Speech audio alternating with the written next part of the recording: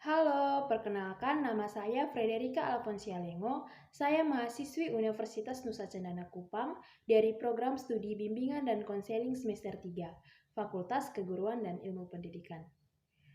Tujuan saya membuat video ini adalah untuk memenuhi tugas ujian tengah semester dari mata kuliah komunikasi antar pribadi. Jadi di sini saya akan membahas materi dari pertemuan 1 sampai pertemuan 7 selama proses perkuliahan kami. Langsung saja yang pertama yaitu konsep komunikasi antar pribadi.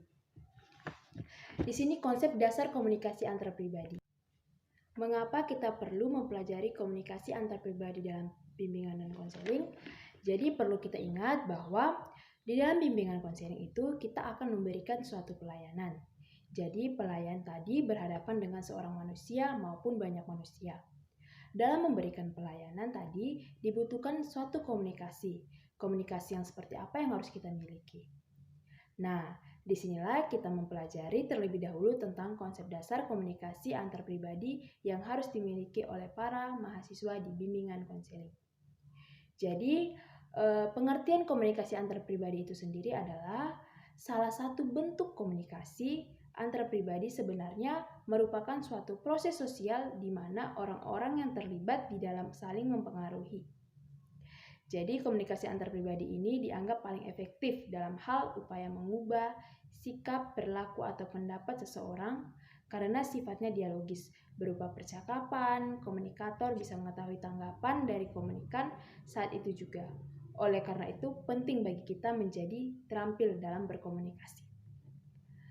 Komunikasi dipahami sebagai konsep yang bermakna, yaitu yang dapat dipahami sebagai hubungan atau saling hubungan, saling pengertian, dan sebagai pesan atau verbal dan non-verbal. Jadi pengertian komunikasi verbal ini adalah komunikasi yang menggunakan kata-kata, entah itu tulisan maupun lisan. Komunikasi ini paling banyak digunakan di dalam berkomunikasi antar manusia, menggunakan lisan dari tulisan untuk mengungkapkan perasaan, emosi, pemikiran, gagasan, dan maksud dan tujuan. Maksud dan tujuan mereka ini di sini untuk menyampaikan pesan, data informasi, serta menjelaskan atau saling bertukar perasaan. Terdapat juga dua unsur penting dalam komunikasi verbal, yaitu yang pertama bahasa dan yang kedua itu adalah kata. Selanjutnya kita masuk ke dalam etika dalam komunikasi antar pribadi. Banyak orang beranggapan bahwa dalam sebuah pembicaraan kita harus menggunakan etika untuk menghargai dan menghormati lawan bicara. Ada sebuah teori yang mendefinisikan etika sebagai sebuah ilmu filsafat yang berbicara mengenai nilai dan norma moral yang menamakan perilaku manusia dalam hidupnya. Jadi dalam teori ini etika memiliki 3 tujuan, yaitu yang pertama, membantu manusia untuk bertindak secara bebas dan dapat dipertanggungjawabkan.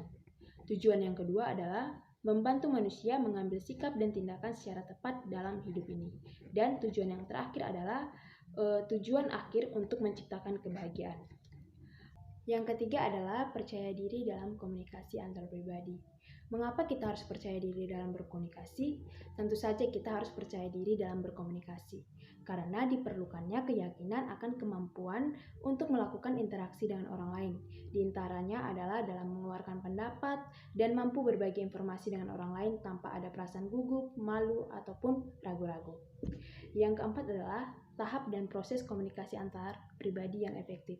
Jadi tahap dan proses komunikasi antar pribadi yang efektif ini ada 5. Yang pertama, sensasi, asosiasi, persepsi, memori, dan berpikir.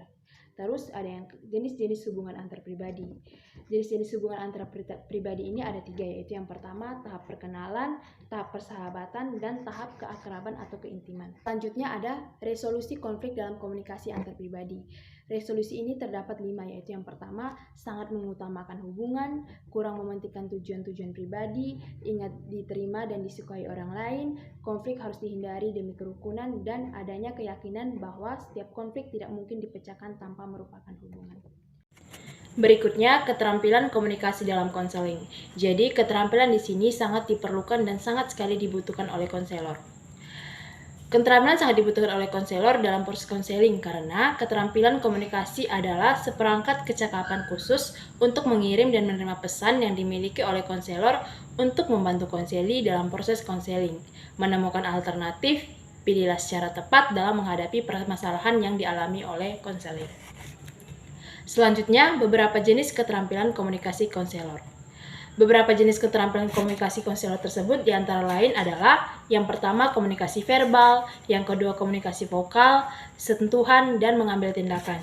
Jadi, penguasaan berbagai keterampilan yang tepat menjadi garansi bagi kesuksesan penyelenggaraan konseling. Demikian pemaparan materi pertemuan 1 sampai pertemuan 7 dari saya. Atas perhatiannya saya ucapkan terima kasih.